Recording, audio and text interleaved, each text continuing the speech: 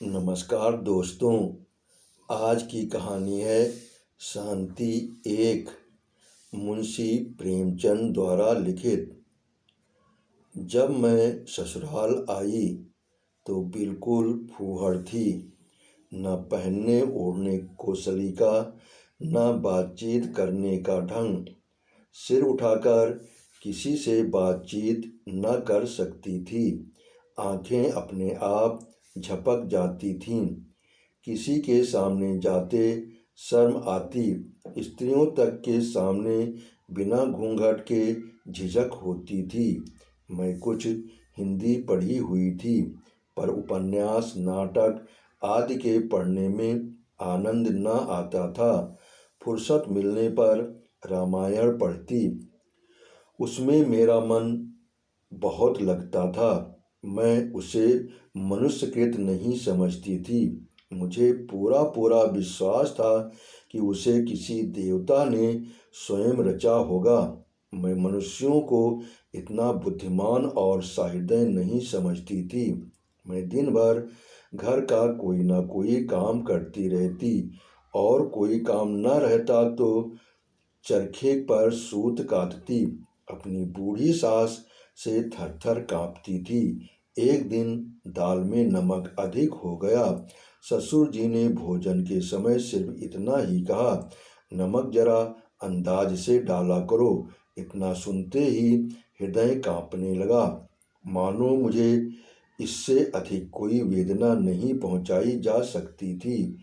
लेकिन मेरा ये फूहड़पन मेरे बाबूजी पतिदेव को पसंद न आता था। वो वकील थे। उन्होंने शिक्षा की ऊंची से ऊंची डिग्रियां पाई थीं। वो मुझ पर प्रेम अवश्य करते थे, पर उस प्रेम में दया की मात्रा अधिक होती थी। स्त्रियों के रहन सहन और शिक्षा के संबंध में उनके विचार बहुत ही उदार थे। वो मुझे उन विचारों से बहुत नीचे देखकर कदाचित मन ही मन खिन्न होते थे, परंतु उसमें मेरा कोई अपराध न देखकर हमारे रस्म रिवाज पर झुझलाते थे। उन्हें मेरे साथ बैठकर बातचीत करने में जरा आनंद न आता। सोने आते तो कोई ना कोई अंग्रेजी पुस्तक साथ लाते और नींद न आने तक पढ़ा करते। जो कभी मैं पूछ बैठती कि क्या पढ़ते हो, तो मेरी ओर करुण दृष्टि से देखकर उत्तर देते, तुम्हें क्या बतलाऊं, ये ऑस्कर वाइल्ड का सर्वश्रेष्ठ रचना है। मैं अपनी अयोग्यता पर बहुत लज्जित थी, अपने को धिक्कारती। मैं ऐसे विद्वान पुरुष के योग्य नहीं हूँ। मुझे किसी उजड़ के घर पढ़ना था। बाबूजी मुझे निरादर की दृष्टि से नहीं देखते थे। यही मेरे लिए सौभाग्य की बात थी। एक दिन संध्या समय मैं रामायण पढ़ रही थी। भरत जी रामचंद्र जी की खोज में निकले थे। उनका करुण विलाप पढ़कर मेरा हृदय गदगद हो रहा था। नेत्रों से अश्रुधारा बह रही थी। हृदय उमड़ आता था। सहसा बाबूजी कमरे में आए। मैंने तुरंत पुस्तक बंद कर दी। उनके सामने मैं अपने फूहड़पन का भरसक प्रकट न होने देती थी, लेकिन उन्होंने पुस्तक देख ली और पूछा, रामायण है ना? मैंने अपराधियों की भांति सिर झुका कर कहा, हाँ, जरा देख रही थी बाबूजी। इसमें शक नहीं कि पुस्तक बहुत ही अच्छी भावों से भरी हुई है, लेकिन जैसा अंग्रेज या फ्रांसीसी लेखक लिखते हैं, तुम्हारी समझ में तो न आवेगा, लेकिन कहने में क्या हर्ज है। यूरोप में आजकल स्वाभाविकता का जमाना है। वे लोग मनोभावों के उत्थान और पतन का ऐसा वास्तविक वर्णन करते हैं कि पढ़कर आश्चर्य होता है।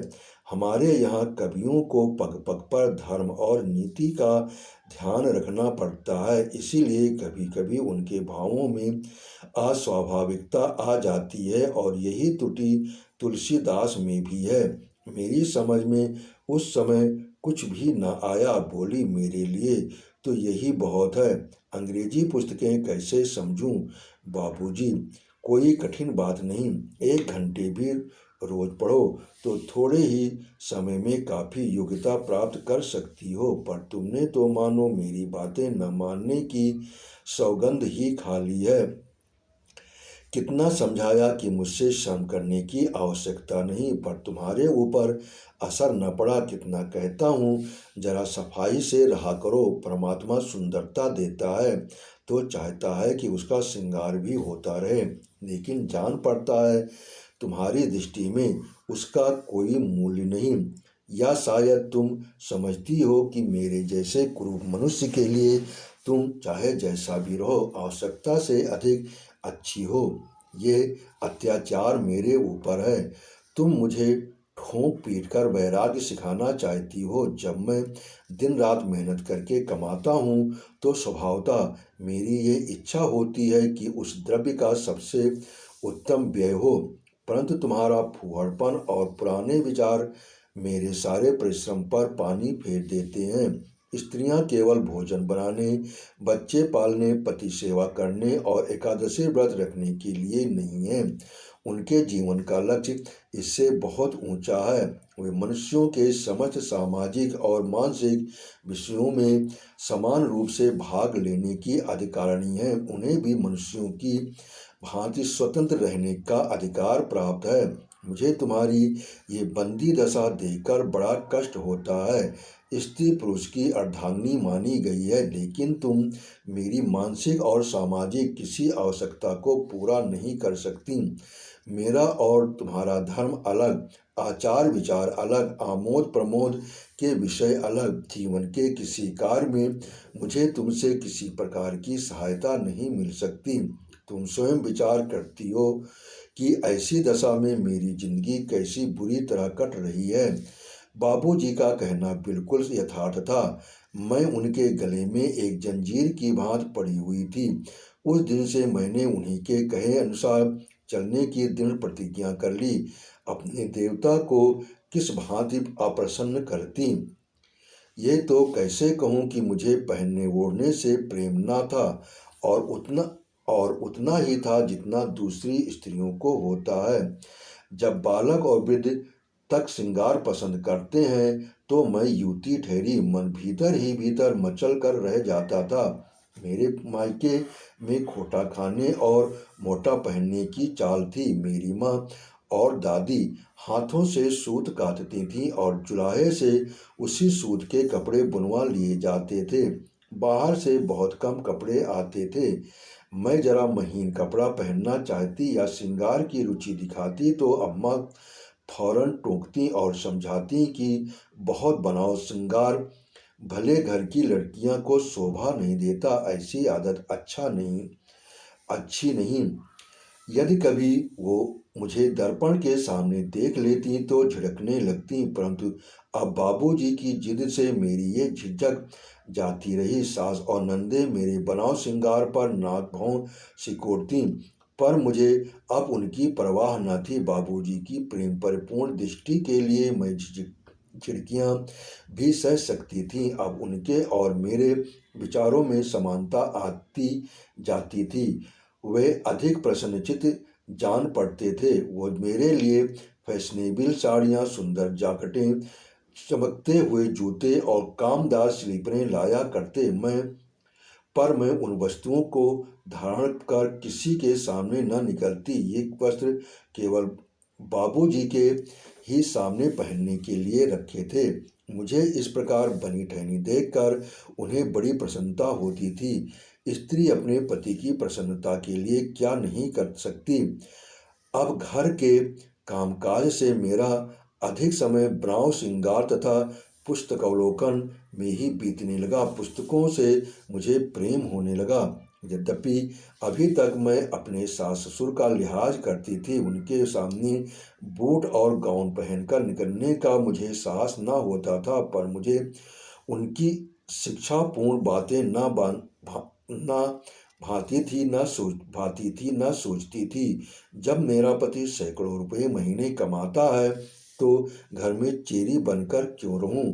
यूं अपनी इच्छा से चाहे जितना काम करूं, पर वे लोग मुझे आज्ञा देने वाले कौन होते हैं। मुझे आज अभिमान की मात्रा बढ़ने लगी। यदि अम्मा मुझे कोई काम करने को कहती तो मैं अलबदा कर टाल जाती।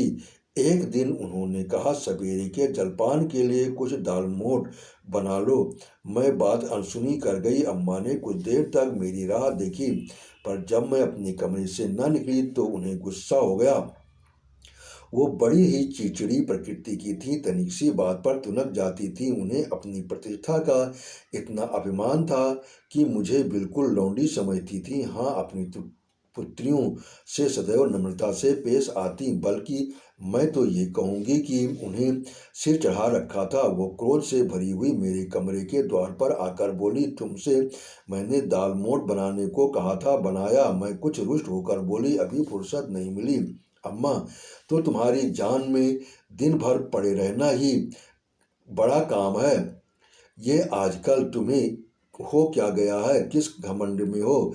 क्या ये सोचती हो कि मेरा पति कमाता है तो मैं काम क्यों करूं? इस घमंड में न भूलना, तुम्हारा पति लाख कमाए लेकिन घर में राज मेरा ही रहेगा। आज वो 4 पैसे कमाने लगा तो तुमने मालकिन बनने की हवस हो रही है, लेकिन उसे पालने पोसने तुम नहीं आई थी। मैंने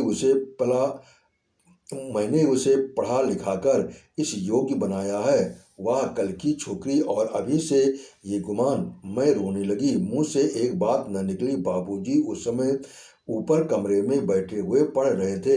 ये बातें उन्होंने सुनी। उन्हें कष्ट हुआ। रात को जब वह घर आए तो बोले, देखा तुमने, आज अम्मा का क्रोध यही अत्याचार है जिससे स्त्रियों को अपनी जिंदगी पहाड़ मालूम होने लगती है। इन बातों से हृदय में कितनी वेदना होती है इसका जानना असंभव है। जीवन भार हो जाता है, हृदय जर्जर हो जाता है और मनुष्य की आत्म उन्नति उसी प्रकार रुक जाती है जैसे जल, प्रकाश और वायु के बिना पौधे सूख जाते हैं।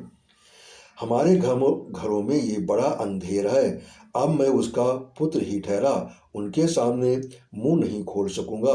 मेरे ऊपर उनका बहुत बड़ा अधिकार है, अतः उनके विरुद्ध एक शब्द भी कहना मेरे लिए लज्जा की बात होगी। और यही बंधन तुम्हारे लिए भी है। यदि तुमने उनकी बातें चुपचाप न सुन ली होती तो मुझे बहुत ही दुख होता। कदाचित मैं विष खा लेता। ऐसी दशा में 2 ही बातें संभव हैं, या तो सदैव उनकी घुड़कियां झिड़कियों को सहे जाओ या अपने लिए कोई दूसरा रास्ता ढूंढो। अब इस बात का आशा करना कि अम्मा के स्वभाव में कोई परिवर्तन होगा बिल्कुल भ्रम है। बोलो, तुम्हें क्या स्वीकार है? मैंने डरते डरते कहा, आपकी जो आज्ञा हो वो करें। अब कभी न पढ़ूं लिखूंगी और जो कुछ वो कहेंगी वही करूंगी। यदि वो इसी में प्रसन्न है तो यही सही। मुझे पढ़ लिख कर क्या करना है बाबूजी? पर ये मैं नहीं चाहती। अम्मा ने आज आरंभ किया है, अब रोज बढ़ती ही जाएंगी। मैं तुम्हें जितनी ही सभ्य तथा विचारशील बनाने की चेष्टा करूंगा उतना ही उन्हें बुरा लगेगा और उनका गुस्सा तुम्हीं पर उतरेगा। उन्हें पता नहीं, जिस आबो हवा में उन्होंने अपनी जिंदगी बिताई है वो अब नहीं रही। विचार स्वातंत्र्य और सामयानुकूलता उनकी दृष्टि में अधर्म से कम नहीं। मैंने ये उपाय सोचा है कि किसी दूसरे शहर में चलकर अपना अड्डा जमाऊं। मेरी वकालत भी यहाँ नहीं चलती, इसलिए किसी बहाने की भी आवश्यकता न पड़ेगी। मैं इस तजवीज के विरुद्ध कुछ न बोली। यद्यपि मुझे अकेले रहने से भय लगता था, तथापि वहाँ स्वतंत्र रहने की आशा ने मन को प्रफुल्लित कर दिया। उसी दिन से अम्मा से बिल्कुल बोलना छोड़ दिया। महरियों, पड़ोसियों और नंदों के आगे मेरा परिहास किया करती। ये मुझे बहुत बुरा मालूम होता था। इसके पहले यदि वो कुछ भली बुरी बातें कह लेती तो मुझे स्वीकार था। मेरे हृदय से उनकी मान मर्यादा घटने लगी। किसी मनुष्य पर इस प्रकार कटाक्ष करना उनके हृदय में अपने आदर को मिटाने के समान है। मेरे ऊपर सबसे गुरुतर दोषारोपण ये था कि मैंने बाबूजी पर कोई मोहन मंत्र फूंक दिया है। वो मेरे इशारों पर चलते हैं, पर यथार्थ में बात उल्टी ही थी। भाद्र मास था, जन्माष्टमी का त्यौहार आया था। घर में सब लोगों ने व्रत रखा था, मैंने भी सदैव की भांति व्रत रखा। ठाकुर जी का जन्म रात के 12 बजे होने वाला था। हम सब बैठी गाती बजाती थी। बाबूजी इन असभ्य व्यवहारों के बिल्कुल विरुद्ध थे। वो होली के दिन रंग भी खेलते। गाने बजाने की बात तो अलग। रात को 1 बजे जब मैं उनके कमरे में गई तो मुझे समझाने लगे, इस प्रकार शरीर को कष्ट देने से क्या लाभ। कृष्ण महापुरुष अवश्य थे, उनकी पूजा करना हमारा कर्तव्य है, पर इस गाने बजाने से क्या फायदा। इस ढोंग का नाम धर्म नहीं है। धर्म का तो संबंध सच्चाई और ईमान से है, दिखावे से नहीं। बाबूजी स्वयं इसी मार्ग का अनुकरण करते थे। वो भगवत गीता की अत्यंत प्रशंसा करते, पर उसका पाठ कभी न करते। उपनिषदों की प्रशंसा में उनकी मुख से मानो पुष्प वृष्टि होने लगती थी, पर मैंने कभी कोई उपनिषद पढ़ते नहीं देखा। वो हिंदू धर्म के गूढ़ तत्व ज्ञान पर लट्टू थे, पर उसे समयानुकूल नहीं समझते थे। विशेषकर वेदांत को तो भारत की अवनति का मूल कारण समझते थे। वो कहा करते थे कि वेदांत ने हमको चौपट कर दिया। हम दुनिया के पदार्थों को तुच्छ समझने लगे, जिसका फल अब तक भुगत रहे हैं। अब उन्नति का समय है। चुपचाप बैठे रहने से निर्वाह नहीं। संतोष ने ही भारत का गारद कर दिया है। उस समय उनको उत्तर देने की शक्ति मुझ में कहाँ थी। हाँ, अब जान पड़ता है ये यूरोपियन सभ्यता के चक्कर में पड़े हुए थे। अब वो स्वयं ऐसी बातें नहीं करते। वो जोश अब ठंडा हो चला था। इसके कुछ दिन बाद हम इलाहाबाद चले गए। बाबूजी ने पहले ही 1-2 मंजिला मकान ले रखा था, सब तरह से सजा सजाया। हमारे यहाँ 5 नौकर थे, 2 स्त्रियाँ, 2 पुरुष, 1 महाराज। अब मैं घर में बिल्कुल कामकाज से छुट्टी पा गई। कभी जी घबराता तो कोई उपन्यास लेकर बैठ जाती। यहाँ फूल और पीतल के बर्तन बहुत कम थे। चीनी की रकाबियों और प्यालियाँ अलमारियों में सजे रखे थे। भोजन मेज पर आता था। बाबूजी बड़े चाव से भोजन करते। मुझे पहले कुछ शर्म आती थी, लेकिन धीरे धीरे मैं भी मेज पर भोजन करने लगी। हमारे पास एक सुंदर टमटम भी थी। अब हम पैदल बिल्कुल ना चलते। बाबूजी कहते यही फैशन है। बाबूजी की आमदनी बहुत कम थी। भली भांति खर्च भी न चलता था। कभी कभी मैं उन्हें चिंताकुल देखती तो समझाती कि जब आय इतनी कम है तो व्यय इतना क्यों बढ़ा रखा है। कोई छोटा सा मकान ले लो, 2 नौकरों से भी काम चल सकता है। लेकिन बाबूजी मेरी बातों पर हंस देते और कहते, मैं अपनी दरिद्रता का ढिंढोरा अपने आप क्यों पीटूं। दरिद्रता प्रकट करना दरिद्र होने से अधिक दुखदायी होता है। भूल जाओ कि हम लोग निर्धन हैं, फिर लक्ष्मी हमारे पास आप दौड़ी आएंगी। खर्च बढ़ना, आवश्यकताओं का अधिक होना ही द्रव्योपार्जन की पहली सीढ़ी है। इससे हमारी गुप्त शक्ति विकसित हो जाती है और हम उन कष्टों को झेलते हुए आगे पंथ धरने के योग्य होते हैं। संतोष दरिद्रता का दूसरा नाम है। तो हम लोग का खर्च दिन ब दिन बढ़ता ही जाता था। हम लोग सप्ताह में 3 बार थिएटर जरूर देखने जाते थे। सप्ताह में 1 बार मित्रों को भोजन अवश्य ही दिया जाता था। अब मुझे सूझने लगा कि जीवन का लक्ष्य सुख भोग ही है। ईश्वर को हमारी उपासना की इच्छा नहीं। उसने हमको उत्तम वस्तुएं भोगने के लिए ही दी हैं। उसको भोगना ही उसकी सर्वोत्तम आराधना है। एक ईसाई लेडी मुझे पढ़ाने और गाना सिखाने आने लगी। घर में एक पियानो भी आ गया। इन्हीं आनंद में फंसकर मैं रामायण और भक्तमाल को भूल गई। यह पुस्तकें मुझे अप्रिय लगने लगी। देवताओं से विश्वास उठ गया। धीरे धीरे यहाँ के बड़े लोगों से स्नेह और संबंध बढ़ने लगा। ये एक बिल्कुल नई सोसाइटी थी, जिसके रहन सहन, आचार व्यवहार और आचार विचार मेरे लिए सर्वथा अनोखे थे। मैं इस सोसाइटी में उसे जान पड़ती जैसे मोरों में कौवा। इन लेडियों से बातचीत कभी थिएटर, कभी घोड़दौड़ के विषय में होती, कभी टेनिस, समाचार पत्रों और अच्छे अच्छे लेखकों के लेखों पर। इनके चातुर्य, बुद्धि की तीव्रता, फुर्ती और चपलता पर मुझे अचंभा होता। ऐसा मालूम होता कि वे ज्ञान और प्रकाश की पुतलियां हैं। वे बिना घूंघट बाहर निकलती। मैं उनके साहस पर चकित रह जाती। मुझे भी कभी कभी अपने साथ ले जाने की चेष्टा करती, लेकिन मैं लज्जावश न जा सकती। मैं उन लेडियों को भी उदास या चिंतित न पाती। मिस्टर दास बहुत बीमार थे, परंतु मिसेस दास के माथे पर चिंता का चिन्ह तक न था। मिस्टर बागड़ी नैनीताल में तपेदिक का इलाज करा रहे थे, पर मिसेस बागड़ी नित्य टेनिस खेलने जाती थी। इस अवस्था में मेरी क्या दशा होती मैं ही जानती हूँ।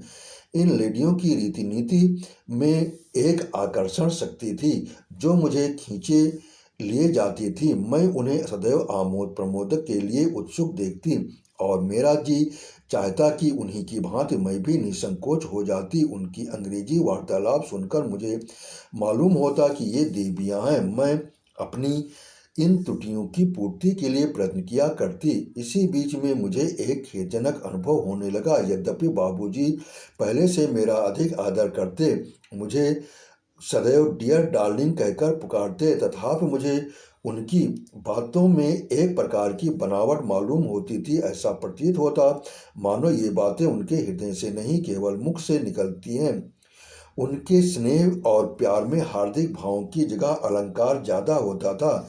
किंतु और भी अचंभे की बात यह थी कि अब मुझे बाबूजी पर वो पहले की सी श्रद्धा न रही। अब उनकी सिर की पीड़ा से मेरे हृदय में पीड़ा न होती थी। मुझमें आत्मगौरव का आविर्भाव होने लगा था। अब मैं अपने बनाव श्रृंगार इसलिए करती थी कि संसार में यही मेरा कर्तव्य है, इसलिए नहीं कि मैं किसी एक पुरुष की व्रतधारिणी हूँ। अब मुझे भी अपनी सुंदरता पर गर्व होने लगा था। मैं अब किसी दूसरे के लिए नहीं, अपने लिए जीती थी। त्याग तथा सेवा का भाव मेरे हृदय में लुप्त होने लगा था। मैं अब भी पर्दा करती थी, परंतु हृदय अपनी सुंदरता की सराहना सुनने के लिए व्याकुल रहता था। एक दिन मिस्टर दास तथा और भी अनेक सभ्य पुरुष बाबूजी के साथ बैठे थे। मेरे और उनके बीच में केवल एक पर्दे की आड़ थी। बाबूजी मेरी एक झिझक से बहुत ही लज्जित थे। इसे वो अपनी सभ्यता में काला धब्बा समझते थे। कदाचित वो दिखाना चाहते थे कि मेरी स्त्री इसलिए पर्दे में नहीं है कि वो रूप और वस्त्राभूषण से किसी से कम है, बल्कि इसीलिए कि अभी उसे लज्जा आती है। वो मुझे किसी बहाने से बार बार पर्दे के निकट बुलाते, जिसमें उनके मित्र मेरी सुंदरता और वस्त्राभूषण देख ले। अंत में कुछ दिन बाद मेरी झिझक गायब हो गई। इलाहाबाद आने के पूरे 2 वर्ष बाद मैं बाबूजी के साथ बिना पर्दे के सैर करने लगी। सैर के बाद टेनिस की नौबत आई। अंत में मैंने क्लब में जाकर दम लिया। पहले ये टेनिस और क्लब मुझे तमाशा सा मालूम होता था, मानो वे लोग व्यायाम के लिए नहीं बल्कि फैशन के लिए टेनिस खेलने आते हैं। वे कभी न भूलते थे कि हम टेनिस खेल रहे हैं। उनके प्रत्येक काम में, झुकने में, दौड़ने में, उचकने में एक कृत्रिमता होती थी, जिससे वो प्रतीत होता था कि ये खेल का प्रयोजन कसरत नहीं, केवल दिखावा है। क्लब में इससे विचित्र अवस्था थी। वो पूरा स्वांग था। भद्दा और बेजोड़ लोग अंग्रेजी के चुने हुए शब्दों का प्रयोग करते थे, जिससे कोई सार न होता था। स्त्रियां की वो फूहड़ निर्लजता और पुरुषों का वो भाव शून्य स्त्री पूजा मुझे भी न भाती थी। चारों ओर अंग्रेजी चाल ढाल की हास्यजनक नकल थी, परंतु क्रमशः मैं भी वो रंग पकड़ने और उन्हीं का अनुसरण करने लगी। अब मुझे अनुभव हुआ कि इस प्रदर्शन लोलुपता में कितनी शक्ति है। मैं अब नित्य नए श्रृंगार करती, नित्य नया रूप भरती, केवल इसलिए कि क्लब में सबकी आंखों में चुभ जाऊं। अब मुझे बाबूजी की सेवा सत्कार से अधिक अपने बनाव श्रृंगार की धुन रहती थी। यहाँ तक कि ये शौक एक नशा सा बन गया। इतना ही नहीं, लोगों से अपने सौंदर्य की प्रशंसा सुनकर मुझे एक अभिमान मिश्रित आनंद का अनुभव होने लगा। मेरी लज्जाशीलता की सीमाएं विस्तृत हो गईं। वो दृष्टिपात जो कभी मेरे शरीर की प्रत्येक रोए को खड़ा कर देता और हास कटाक्ष जो कभी मुझे विष खा लेने को प्रस्तुत कर देता, उनसे अब मुझे ये उन्माद पूर्ण हर्ष होता था। परंतु अब कभी अपनी अवस्था पर आंतरिक दृष्टि डालती तो मुझे बड़ी घबराहट होती। वो नाव किस घाट लगेगी। कभी कभी इरादा करती कि क्लब ना जाऊंगी, परंतु समय आते ही फिर तैयार हो जाती। मैं अपने वश में न थी। मेरी सत्कल्पनाएं निर्बल हो गई थीं। 2 वर्ष और बीत गए और अब बाबूजी के स्वभाव में एक विचित्र परिवर्तन होने लगा। वो उदास और चिंतित रहने लगे, मुझसे बहुत कम बोलते। ऐसा जान पड़ता कि मुझे कठिन चिंता में घेर रखा है या कोई बीमारी हो गई है। मैं मुंह बिल्कुल सूखा रहता था। तनिक तनिक सी बात पर नौकरों से झल्लाने लगते और बाहर बहुत कम जाते। अभी 1 ही मास पहले 100 काम छोड़कर क्लब अवश्य जाते थे। वहां गए बिना उन्हें कलना पड़ती थी। अब अधिकतर अपने कमरों में आराम कुर्सी पर लेटे हुए समाचार पत्र और पुस्तकें देखा करते। मेरी समझ में न आता कि क्या बात है। एक दिन उन्हें बड़े जोर का बुखार आया। दिन भर बेहोश रहे, परंतु मुझे उनके पास में बैठने का अंकुश सा लगता था। मेरा जी एक उपन्यास में लगा हुआ था। उनके पास जाती थी और पल भर में फिर लौट आती। टेनिस का समय आया तो दुविधा में पड़ गई कि जाऊं या न जाऊं। देर तक मन में यह संग्राम होता रहा। अंत में मैंने ये निर्णय किया कि मेरे यहाँ रहने से वो कुछ अच्छे तो हो ही नहीं जाएंगे। इससे मेरा यहाँ बैठना रहना बिल्कुल निरर्थक है। मैंने बढ़िया वस्त्र पहने और रैकेट लेकर क्लब घर जा पहुंची। वहां मैंने मिसेस दास और मिसेस बागची से बाबूजी की दशा बतलाई और सजल नेत्र चुपचाप बैठी रही। जब सब लोग कोर्ट में जाने लगे तो मिस्टर दास ने मुझसे चलने को कहा, तो मैं ठंडी आ भरकर कोर्ट में जा पहुंची और खेलने लगी। आज से 3 वर्ष पूर्व बाबूजी को इसी प्रकार बुखार आ गया था। मैं रात भर उन्हें पंखा झेलती रही थी। हृदय व्याकुल था और यही चाहता था कि इनके बदले मुझे बुखार आ जाए, परंतु वो उठ बैठे। पर अब हृदय तो स्नेह शून्य हो गया था। दिखावा अधिक था। अकेले रोने की मुझमें क्षमता न रह गई थी। मैं सदैव की भांति रात के 9 बजे लौटी। बाबूजी का कुछ अच्छा जान पड़ा। उन्होंने मुझे केवल दबी दृष्टि से देखा और करवट बदल ली, परंतु मैं लेटी। मेरा हृदय मुझे अपनी स्वार्थपरता और प्रमोदासक्ति पर धिक्कारता। मैं अब अंग्रेजी उपन्यासों को समझने लगी। अपनी बातचीत अधिक उत्कृष्ट और आलोचनात्मक होती थी। हमारा सभ्यता का आदर्श अब बहुत ही उच्च हो गया। हमको अब अपनी मित्र मंडली से बाहर दूसरों से मिलने जुलने में संकोच होता था। हम अपने से छोटी श्रेणी के लोगों से बोलने में अपना अपमान समझते थे। नौकरों को अपना नौकर समझते थे और बस। हम उसके निजी मामलों में कुछ मतलब न था। हम उनसे अलग रहकर उनके ऊपर अपना जोर जमाए रखना चाहते थे। हमारी इच्छा ये थी कि हम लोगों को साहब समझे। हिंदुस्तानी स्त्रियों को देखकर मुझे उनसे घृणा होती थी, उनसे शिष्टता न थी। खैर, बाबूजी का जी दूसरे दिन भी ना संभला। मैं क्लब न गई, परंतु जब लगातार तीसरे दिन उन्हें बुखार आता रहा और मिसेस दास ने बार बार एक नर्स बुलाने का आदेश दिया, तो मैं सहमत हो गई। उस दिन मैं रोगी की सेवा शुश्रूषा से छुट्टी पाकर हर्ष हुआ। यद्यपि 2 दिन मैं क्लब न गई थी, परंतु मेरा जी वहीं लगा रहता था। बल्कि अपने भौरतापूर्ण त्याग पर क्रोध भी आता था। एक दिन तीसरे पहर में कुर्सी पर लेटी हुई अंग्रेजी पुस्तक पढ़ रही थी। अचानक मन में ये विचार उठा कि बाबूजी का बुखार असाध्य हो जाए तो। पर इस विचार से लेश मात्र भी दुख न हुआ। मैं इस शोकमय कल्पना का मन ही मन आनंद उठाने लगी। Mrs Das, Mrs Naidu, Mrs Srivastava, Miss Khare, Mrs Khargar अवश्य ही मातम फुर्सी करने आवेंगी। उन्हें देखते ही मैं सजल नेत्र हो उठूंगी और कहूंगी, बहनों मैं लुट गई, हाय मैं लुट गई। अब मेरा जीवन अंधेरी रात के भयावह वन या शमशान के दीपक के समान है। परंतु मेरी अवस्था पर दुख न प्रकट करो। मुझ पर जो पड़ेगी उसे मैं उस महान आत्मा के मोक्ष के विचार से सह लूंगी। मैंने इस प्रकार मन में एक शोकपूर्ण व्याख्यान की रचना कर डाला। यहाँ तक कि अपने उस वस्त्र के विषय में भी निश्चय कर लिया जो मृतक के साथ शमशान जाते समय पहनूंगी। इस घटना की शहर भर में चर्चा हो जाएगी। सारे कंटोनमेंट के लोग मुझे संवेदना के पत्र भेजेंगे। तब मैं उनके उत्तर समाचार पत्रों में प्रकाशित करा दूंगी कि मैं प्रत्येक शोक पत्र का उत्तर देने में असमर्थ हूँ। हृदय में टुकड़े टुकड़े हो गए हैं। उसे रोने के सिवा और किसी काम के लिए समय नहीं है। मैं ये हमदर्दी के लिए उन लोगों का कृतज्ञ हूँ और उनसे विनयपूर्वक निवेदन करती हूँ कि वे मृतक की आत्मा की सद्गति के निमित्त ईश्वर से प्रार्थना करें। मैं इन्हीं विचारों में डूब गई थी कि नर्स ने आकर कहा, आपको साहब याद करते हैं। ये मेरे क्लब जाने का समय था। मुझे उनका बुलाना अखर गया, लेकिन 1 मास हो गया था। वो अत्यंत दुर्बल हो रहे थे। उन्होंने मेरी ओर विनय पूर्ण दृष्टि से देखा। उसमें आंसू भरे हुए थे। मुझे उन पर दया आ गई, बैठ गई और ढांढस देते हुए बोली, क्या करूं? कोई दूसरा डॉक्टर बुलाऊं? बाबूजी आंखें नीची करके अत्यंत करुण भाव से कहा, यहाँ कभी नहीं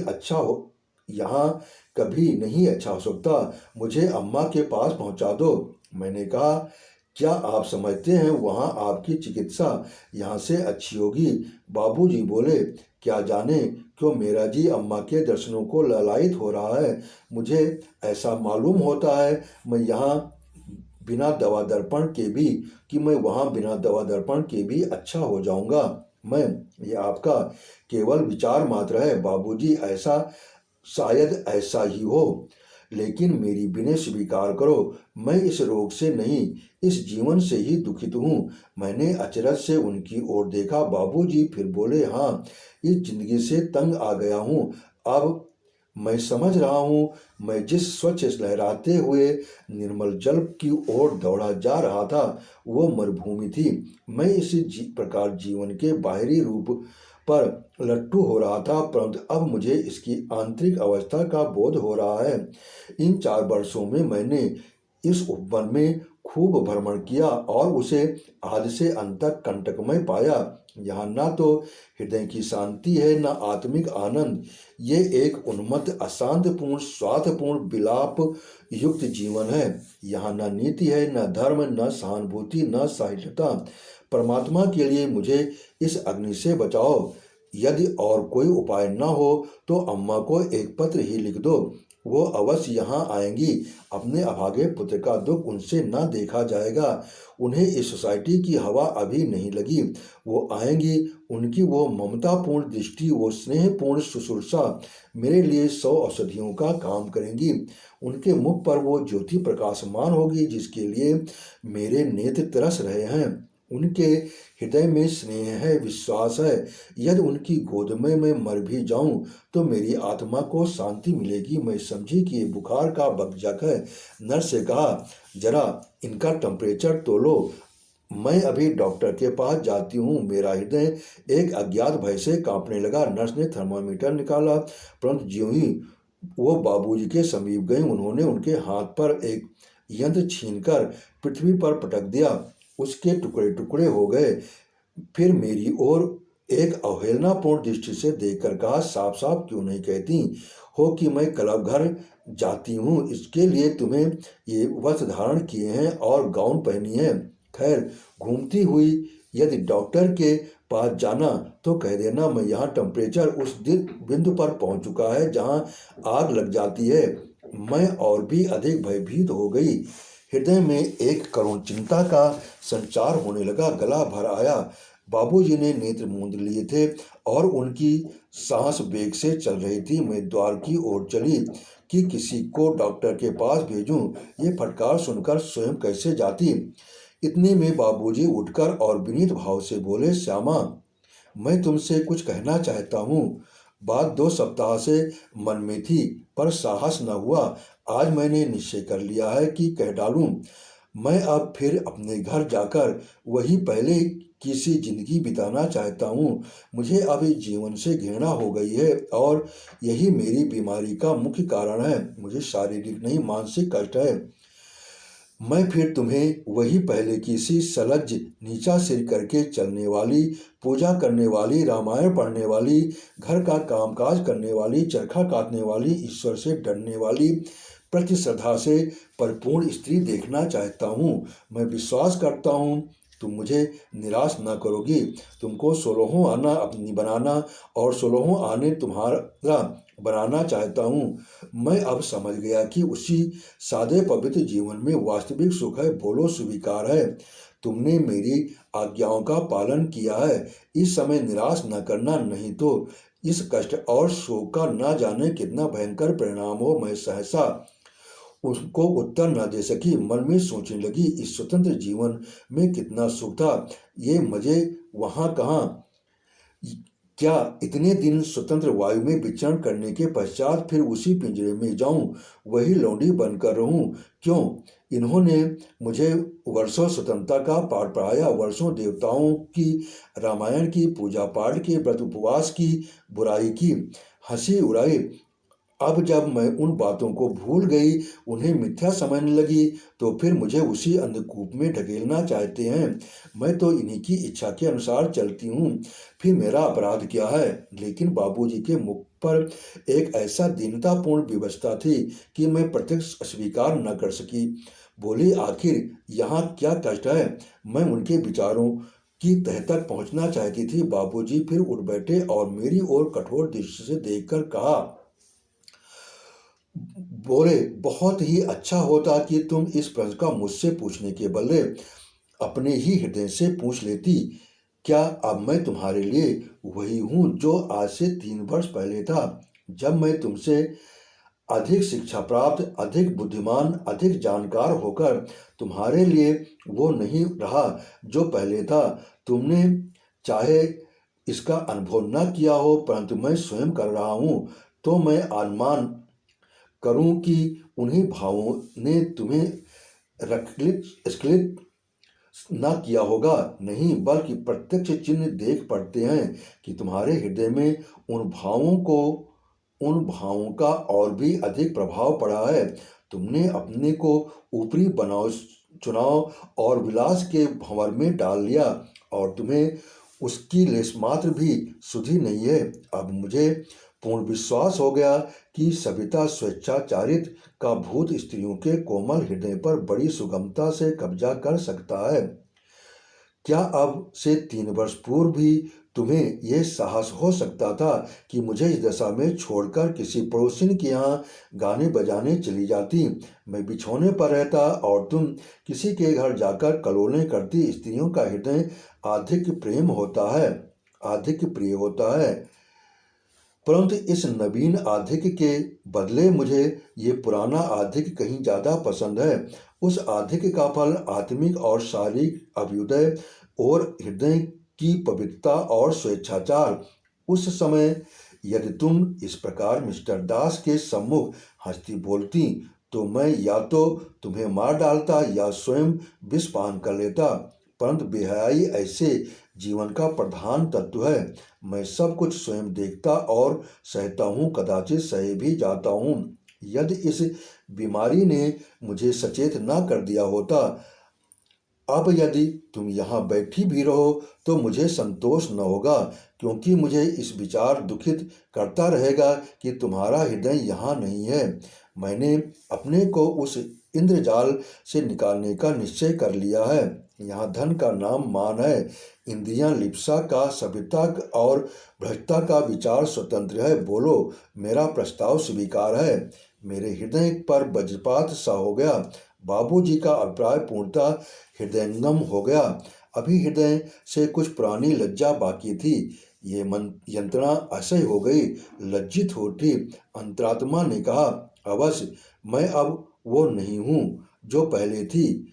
उस समय मैं उनको अपना इष्ट देव मानती थी, इनकी आज्ञा सिरोधार थी, पर अभी वो मेरी दृष्टि से एक साधारण मनुष्य है। मिस्टर दास का चित्र मेरे नेत्रों के सामने खिंच गया।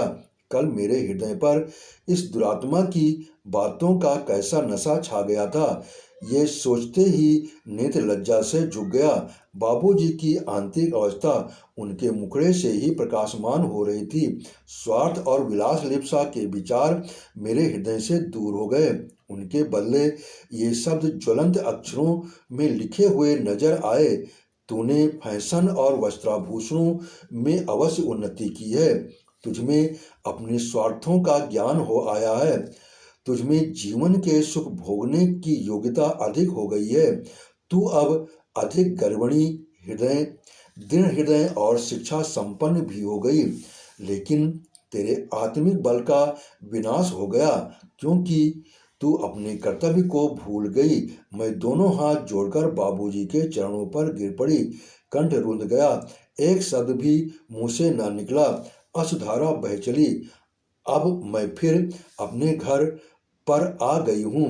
अम्मा जी अब मेरा अधिक सम्मान करती हैं। बाबूजी संतुष्ट दिख पड़ते हैं। वो अब स्वयं प्रतिदिन संध्या वंदन करते हैं। मिसेस दास के पत्र कभी कभी आते हैं। वो इलाहाबादी सोसाइटी के नवीन समाचारों से भरे हुए होते हैं। मिस्टर दास और मिस भाटिया से संबंध में कलुषित बातें उड़ रही हैं। मैं इन पत्रों का उत्तर तो देती हूँ, परंतु चाहती हूँ कि अब आते तो अच्छा होता। वो मुझे उन दिनों की याद दिलाते हैं जिन्हें मैं भूल जाना चाहती हूँ। कल बाबूजी ने बहुत सी पुरानी पोथियाँ अग्निदेव को अर्पित की। उनमें ऑस्कर वाइल्ड की नई पुस्तकें थीं। वे अब अंग्रेजी पुस्तकें बहुत कम पढ़ते हैं। उन्हें कार्लाइल, रस्किन और एंडरसन के सिवा और कोई पुस्तक पढ़ते मैं नहीं देखती। मुझे तो अपनी रामायण और महाभारत में फिर वही आनंद प्राप्त होने लगा। चरखा अब पहले से अधिक चलाती हूँ, क्योंकि इस बीच चरखे ने खूब प्रचार पा लिया है। आपने कहानी सुनी, इसके लिए आपका बहुत बहुत धन्यवाद। आपने सब्सक्राइब किया, इसके लिए मैं दिल से आभारी हूँ।